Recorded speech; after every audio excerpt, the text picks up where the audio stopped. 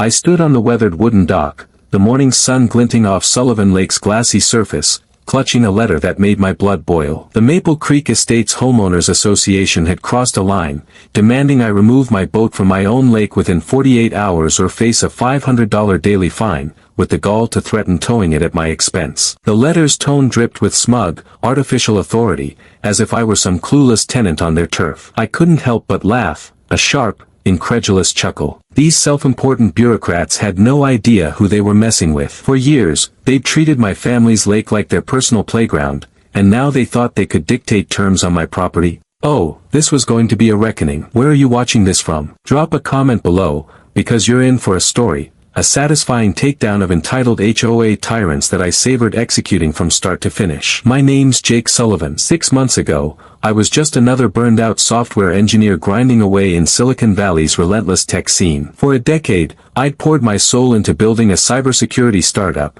crafting solutions for banks and financial giants. It wasn't glamorous, endless code reviews, investor pitches, and sleepless nights, but it was challenging, and the paychecks reflected it. When a major tech conglomerate swooped in with an offer to buy us out for a sum with more zeros than I'd ever dreamed of, I saw my exit. At 40, I was financially secure but utterly drained. The constant hustle, the boardroom battles, the pressure to scale, it had worn me down to a husk. I needed peace, a place to breathe, far from Silicon Valley's fluorescent-lit offices and perpetual deadlines. That's when I remembered the lake house. Sullivan Lake was more than a property. It was a legacy, a 50-acre jewel nestled in the rolling hills of what was once rural farmland. My grandfather, Thomas Sullivan, bought it in 1953, back when the area was nothing but open fields, dense forests, and the occasional dirt road. Grandpa was a commercial fisherman in his younger days, hauling nets off the coast until he'd saved enough to escape the grind. He turned conservationist,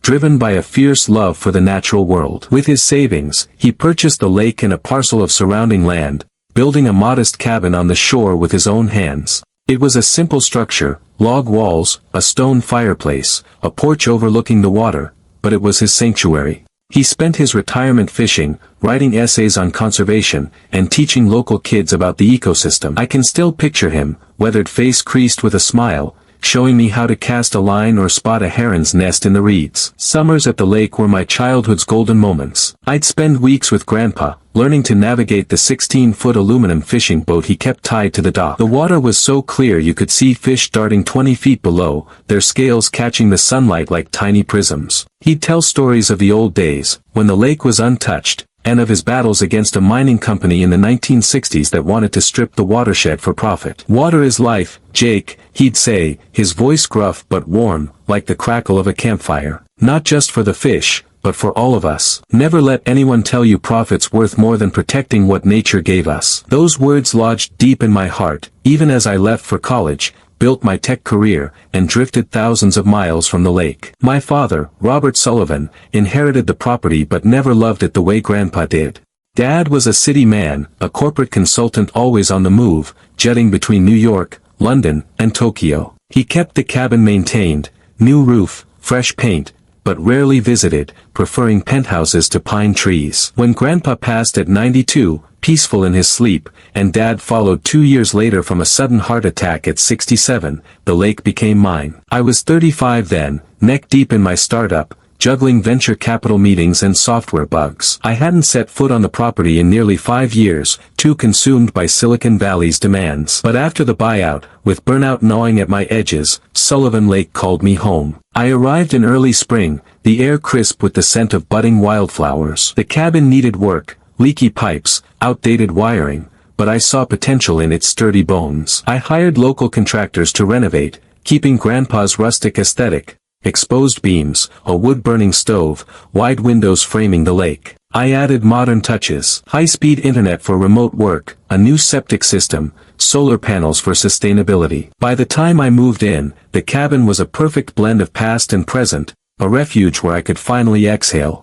Mornings became sacred, coffee on the dock, watching mist rise off the water. Afternoons were for small projects, repairing the fence, clearing brush. Evenings, I'd take Grandpa's old boat out, drifting in the center of the lake as the sun painted the sky orange and pink. The stress of deadlines and investor calls melted away, replaced by the rhythm of wind, water, and birdsong. It was everything I'd hoped for, until the HOA decided to ruin it. That fateful morning started like any other. I walked down to the dock, coffee mug in hand, the lake mirror smooth under a cloudless sky. Grandpa's boat was there, tied securely, its aluminum hull scuffed but sturdy. It wasn't fancy, just a practical fishing rig, perfect for one person to navigate the lake's quiet coves. I'd spent hours restoring it, sanding rust, tightening bolts, keeping it as Grandpa left it. Running my fingers along its edge felt like touching a piece of him. Then I saw it, a neon orange notice taped to the boat's side, screaming, "Violation," in bold black letters. I ripped it off, scanning the absurd text.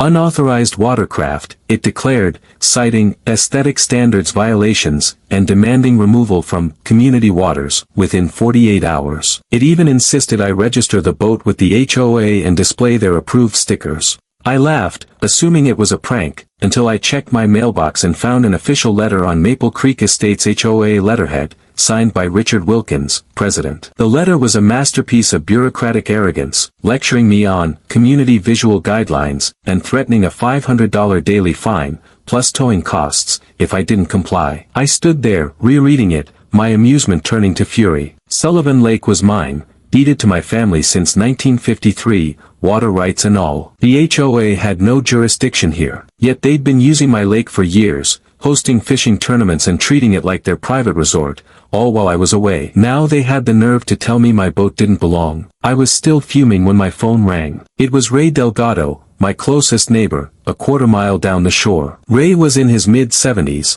a retired carpenter with hands like sandpaper and a permanent tan from decades outdoors. His house, a sturdy A-frame he'd built himself 50 years ago, stood as a testament to his skill. He'd known Grandpa well, swapping fish stories over beers on the dock. Despite our age difference, we'd hit it off when I moved in, bonding over our love of the lake and disdain for petty regulations. "Morning, Jake," he said, his voice dry with amusement. "Looks like the HOA vultures finally sniffed you out." I told him about the notice, and he sighed, long and heavy. "They've been getting bolder every year. Started with that fancy development on the north side a decade ago. Now they act like they own everything within 5 miles. Your grandpa would have run them off with a shotgun loaded with rock salt." The image made me smile. Grandpa was known for his direct approach to trespassers, but Ray's next words wiped the grin off my face. "They've been using your lake for their fishing tournaments for years. Got some pretentious club called the Elite Anglers, bunch of rich weekend warriors in pricey gear who couldn't catch a minnow without a guide. They've got no right, but they've been doing it since the cabin was empty." I was stunned. I hadn't checked on the property while it sat vacant, assuming respect for private land still meant something. Ray's revelation lit a fire under me. I thanked him and hung up, already pulling out my laptop to investigate. The Maple Creek Estates HOA website was a goldmine of audacity. Photos showcased their annual, lakeside fishing derby, with smiling men in $500 fishing vests holding up bass and trout, all caught in my lake. There were images of tents, barbecues, and a temporary dock set up on the eastern shore, my land, without a shred of permission.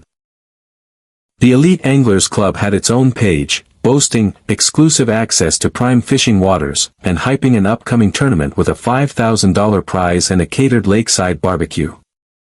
Posts dated back at least 5 years, showing they'd been exploiting the lake's vacancy, assuming no one would notice. One article even called Sullivan Lake our community's crown jewel, as if they'd staked a claim. The sheer entitlement was breathtaking. I needed advice, someone who could cut through the legal nonsense. I called Emma Porter, a friend from college who'd become an environmental lawyer specializing in water rights and land use. We'd stayed close over the years, bonding over late-night study sessions and her passion for protecting natural resources. She was one of the few who understood why I'd walked away from tech to live by a lake. "Let me get this straight," she said, laughing when I explained the situation. "You own the lake, deed, water rights, everything. And they're telling you your boat's not allowed. That's trespassing, Jake, plain and simple." She advised holding off on responding to the HOA's letter. "Let's gather evidence first. If they've been using your lake for years, we need to document it before they cover their tracks. I'll drive up this weekend to review your deeds." In the meantime, set up security cameras around the lake. And don't let them touch your boat, that's theft. Following Emma's advice, I ordered wireless security cameras, discreet, high resolution, with night vision and motion detection that would ping my phone if anyone approached the lake. I installed them at key points, the eastern shore where the tournaments were held, the northern access road, and near my dock. Then I dug through Dad's old filing cabinet in the cabin, pulling out the original deeds from 1953. The documents were clear. The Sullivan family owned the lake, its bed, water rights, and all land 15 feet beyond the high water mark. A 2010 survey map, commissioned by Dad, reinforced the boundaries with precise coordinates. My ownership was ironclad. As I reviewed the papers, an email arrived, a mass invite to an HOA meeting at the Maple Creek Estates Community Center. Curious to see these people in action, I decided to go, if only to observe. The community center was a gaudy monument to excess, with full marble columns and a fountain out front that screamed, "Trying too hard." About 30 residents sat in folding chairs, most looking bored or resigned. Richard Wilkins presided, a man in his mid-50s with perfectly coiffed silver hair, a navy blazer with gold buttons, and a smile that never reached his eyes. He ran the meeting like a small-town dictator, lecturing about lawn height regulations and approved mailbox colors with insufferable self-importance. When he got to lake regulations, I perked up. "We've had reports of an unauthorized boat on community waters," he said, his voice tinged with annoyance. "All watercraft must be registered with the HOA and comply with our aesthetic guidelines. The lake is a valuable community asset, and we must maintain its pristine appearance." I couldn't resist. I raised my hand. Richard looked startled, clearly not used to interruptions, but nodded. "Yes, the gentleman in the back." I stood, keeping my tone light. "I was wondering if you could clarify something. When you say, community waters, what exactly do you mean? Who owns the lake?" A murmur rippled through the crowd. A few residents turned, curious. Richard's smile tightened, just a fraction. "The lake is a community resource under HOA management," he said, his tone dismissive. "It's been that way since the development was established." I pressed further, still casual. "So, does the HOA have a deed to the lake, or is it county-owned with an HOA management agreement?" The murmurs grew louder. An older man in the front row nodded thoughtfully. Richard's knuckles whitened on the podium. "There are historical arrangements in place," he said sharply. "The details aren't relevant here, but the HOA has full authority to regulate lake activities." He quickly changed topics, but I'd seen it, a flicker of unease in his eyes. After the meeting, as people milled about, a man approached me. He was in his 60s, weathered face, expensive fishing vest, and a hat with the Elite Anglers Club logo. "Gerald Thompson, president of the Elite Anglers," he said, offering a firm handshake and a smile that sized me up. "Haven't seen you before. New to the neighborhood?"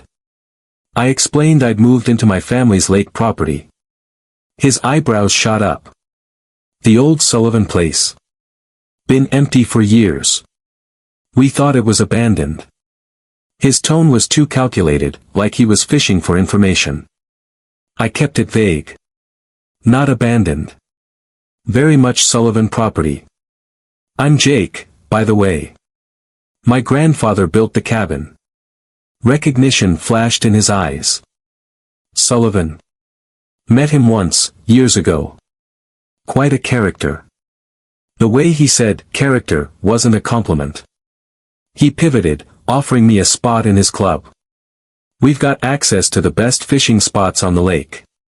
Our big championship's next Saturday, biggest event of the year. Come check it out." The irony of him offering me access to my own lake was almost too much, but I smiled and thanked him, already planning to use the tournament to document their trespassing. As I headed to my car, I overheard Richard whispering to Gerald and a woman later identified as Karen Mitchell, the HOA vice president, near the refreshment table.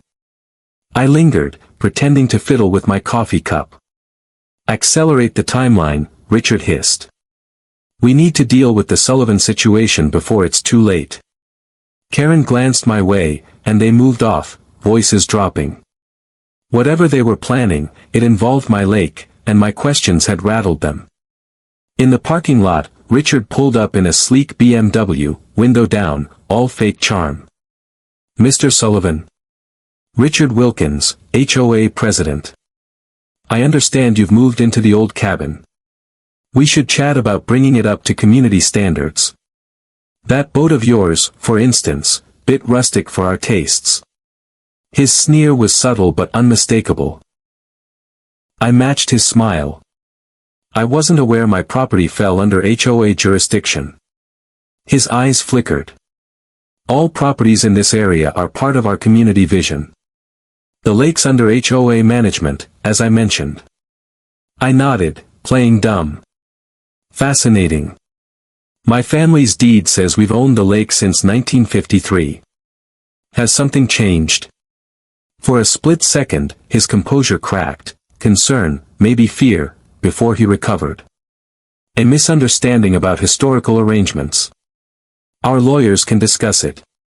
In the meantime, please comply with the boat request. Wouldn't want to start off on the wrong foot. The threat was clear, but I just smiled. I'll take it under advisement. That night, I returned to the cabin to find my boat gone. In its place, another violation notice on the dock, stating it had been impounded for non-compliance and could be reclaimed for a $750 fine and a signed compliance agreement. If unclaimed within 30 days, it would be sold at auction. I paced the dock, fury coursing through me. They'd stolen Grandpa's boat, my boat, off my own property. I wanted to storm Richard's office, but Grandpa's words echoed, when you're angry, slow down and think clearer than ever. This wasn't just about a boat anymore. It was about bullies exploiting my family's legacy. I called the sheriff's office to report theft, but the deputy was cagey, calling it a civil matter and suggesting I work it out with the HOA. His reluctance hinted at their influence, or at least their ability to muddy the waters. Emma arrived the next morning, her SUV loaded with legal files and a thermos of coffee. We spread the deeds and survey maps across the cabin's dining table, a sturdy oak piece Grandpa had built. Emma's expertise was a godsend. These documents are airtight, she said, tracing the legal descriptions. Your grandfather was meticulous, and your father's 2010 survey seals it. You own everything, lake, bed, water rights, and the surrounding land. She'd also pulled county records, revealing the original Maple Creek Estates plans explicitly excluded Sullivan Lake as private property. They've been lying to their residents, she said, tapping the file. They've never had any right to regulate or access the lake. This is textbook trespassing. We reviewed the camera footage, already capturing residents launching boats from my land, oblivious to the boundary. This is gold, Emma said. But we need to know their endgame. That timeline you overheard sounds like a bigger plan. The answer came that afternoon when Ray stopped by, his pickup crunching down the gravel drive. Over coffee, he shared a bombshell. My niece works at the county planning department. She saw a preliminary application cross her desk. Maple Creek Estates wants to build a luxury lakeside resort, condos, marina, golf course. Guess which lake they're eyeing? It clicked. Richard and his cronies weren't just petty tyrants, they were scheming a multi-million-dollar development on my land, banking on my absence or willingness to sell. My return had thrown their plans into chaos. Emma and I strategized over takeout from the local diner, the cabin filled with the smell of burgers and fries. We could go nuclear, she said, twirling her fork. Cease and desist, trespassing charges, demand your boat back. But that might tip them off too soon. I agreed, sipping a beer. I want to know who's involved and how deep this goes. Let's play it smart. We decided to send a letter to the HOA requesting all documents related to lake ownership and usage, worded as a curious inquiry rather than a challenge. We'd let the tournament proceed, cameras rolling, to gather more evidence. Meanwhile, their lawyer, Steve Barnes, sent a letter full of vague threats about historical precedent, but no specific legal citations. "This is good," Emma said. "They're nervous but have no real basis for their claims." I reached out to Sarah Lynn, a reporter Ray recommended who'd covered HOA overreach before. We met at a quiet cafe in town, away from Maple Creek's prying eyes. Sarah, mid-30s with sharp eyes and a notebook, listened intently as I shared the basics, careful not to reveal our full plan. "They're using your lake without permission and trying to ban your boat." "Classic HOA nonsense," she said. "But there's more, isn't there?" I mentioned the resort rumors, and her eyes lit up. "I've heard whispers about a big project, but no one's gone on record. If they're planning to build on your land, that's huge." I asked her to hold off publishing but keep digging into the investors. The day before the tournament, Richard showed up at my door, unannounced. I just finished reviewing camera footage when the doorbell rang. He'd swapped his blazer for a casual button-down, trying to seem approachable, but his smile was all teeth. "Mr. Sullivan, I think we got off on the wrong foot," he said. "We're willing to make an exception for your boat. Just sign this agreement acknowledging our management of lake activities." The document was a trap, asking me to cede control of the lake. I played dumb. "What about the tournament tomorrow? Is that covered?" His eyes narrowed. "You know about that?" I shrugged. "Gerald invited me." "Sounds big." He nodded, wary. "It's a community tradition." I pressed further, mentioning the resort rumors. His composure faltered. "Any development would go through proper channels. This is just about lake usage." I handed back the agreement. "My lawyer will need to review this. She's very interested in the lake's legal status." Richard's charm vanished. "I'm trying to be reasonable, Mr. Sullivan. Cooperation benefits everyone. There are economic opportunities here, if you're willing." The implied bribe was clear. I stayed neutral. "I'll think about it. But I'd like my boat back." He left, muttering about his substantial community support. Tournament day dawned bright, the lake sparkling under a clear sky. From my deck, I watched trucks pulling boats to the eastern shore, my land. Gerald directed operations, setting up tents, tables, and a bar under a banner proclaiming the 15th Annual Elite Anglers Championship. At least 20 vehicles parked on my property, with more arriving. Emma joined me, binoculars in hand. "They're not even pretending to respect boundaries," she said, counting 40 people and 15 boats. Around noon, Richard arrived with a group of well-dressed investors, carrying portfolios and pointing at the shoreline. "That's the development pitch," Emma whispered. We grabbed telephoto cameras, creeping closer through the trees. Richard's voice carried, prime lakefront location, exclusive access, full waterfront control. He showed glossy brochures with resort renderings. An investor asked about property owners. Richard's reply was brazen, minimal issues. "One holdout, but we're close to a deal. We've managed the lake for years." He was lying through his teeth. We had enough. Emma filed an emergency injunction, supported by our deeds, survey, and footage. The judge, seeing the evidence, granted it immediately. With a sheriff's deputy, we hired a security team to post "No Trespassing" signs around the lake, focusing on the tournament site. As the event peaked, boats dotting the lake, barbecue in full swing, we moved in. The deputy announced the lake was private property, ordering everyone to leave. Chaos erupted. Gerald stormed over, red-faced. "We've done this for 15 years. Emma stepped up, cool and professional, presenting the injunction and deed. "Sullivan Lake belongs to Mr. Sullivan. The HOA has no authority here." Richard pushed through, shouting, "This is ridiculous. The lake's under our management." Emma didn't flinch, handing him the documents. That's false, Mr. Wilkins. You've been trespassing and misrepresenting ownership to investors. That's fraud. Residents turned on the HOA, furious about misused fees. Investors slipped away, clutching their brochures. The deputy enforced the order, and the crowd dispersed, grumbling. Sarah Lynn arrived, snapping photos and interviewing angry residents. Her article ran the next day, exposing the HOA's deception and the resort scheme. Social media amplified it, and the HOA board imploded at an emergency meeting. Richard vanished, later revealed to have a history of scams in Florida under a different name. The county investigated HOA finances, suspecting fraud. I worked with the new board, led by Judge Michael Davis, to create the Sullivan Lake Conservation Trust, allowing public access with permits funding conservation. The eastern shore became a park with a plaque honoring Grandpa, water is life, not a commodity. My boat was returned, still rustic.